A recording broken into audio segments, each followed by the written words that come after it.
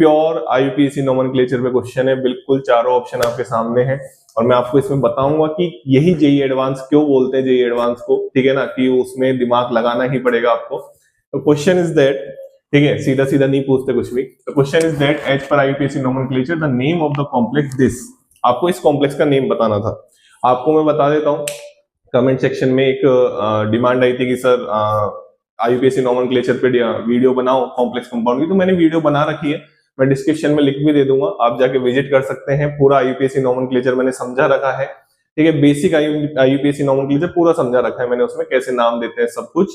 और हर वीडियो में मैं ये कहता हूँ, कोऑर्डिनेशन कंपाउंड को अगर आपको अच्छा करना है तो आप लिगेंड्स को ना छोड़ें, लिगेंड्स पे वो पूरा चैप्टर टिका हुआ है। अगर आपको लिगेंड्स की नॉलेज होगी तो आईयूपीएसी नोमेनक्लेचर आएगा, सीएफटी आएगी, मतलब सब कुछ उस पे ही है, आइसोमेरिज्म आएगा। ये चैप्टर के 4 पिलर्स हैं, वो आपको स्ट्रॉन्ग करने पड़ेंगे और वो बेस है क्या, ligand, coordination number, oxidation state निकालना, और सबसे जो बेसिक है वो लिगेंड ही है, क्लासिफिकेशन ऑफ लिगेंड। उसकी भी मैंने टेलीग्राम चैनल पे एक पीडीएफ अपलोड कर रखी है, आप जाके वहां पे विजिट कर सकते हैं। क्वेश्चन पे आते हैं।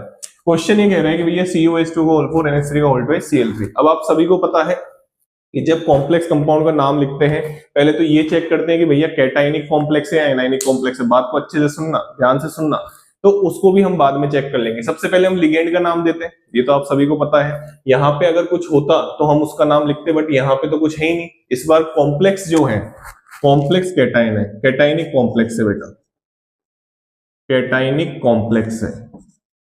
तो ऑब्वियसली हमको पता है, हम बचपन से 10th क्लास से क्या 8th 7th class 6th class से हम ये सीखते हुए आ रहे हैं कि हम सबसे पहले कैटायन का नाम लिखते हैं, उसके बाद किसका नाम लिखते हैं, एनायन का नाम लिखते हैं। बात समझ में आ रही है? जैसे Al2SO4 का होल थ्राइस, जैसे फॉर एग्जांपल Al2SO4 का होल थ्राइस, तो आप पहले एल्युमिनियम का नाम लिखते हैं, फिर सल्फेट का नाम लिखते हैं, ऐसे लिखते हो ना? हाँ, तो वैसे लिख रहे हैं। तो यहाँ पे जो ये कॉम्प्लेक्स आपको दिख रहा है ये कैटायनिक कॉम्प्लेक्स है, और ये आपको जो दिख रहा है वो सिंपल एनायन है।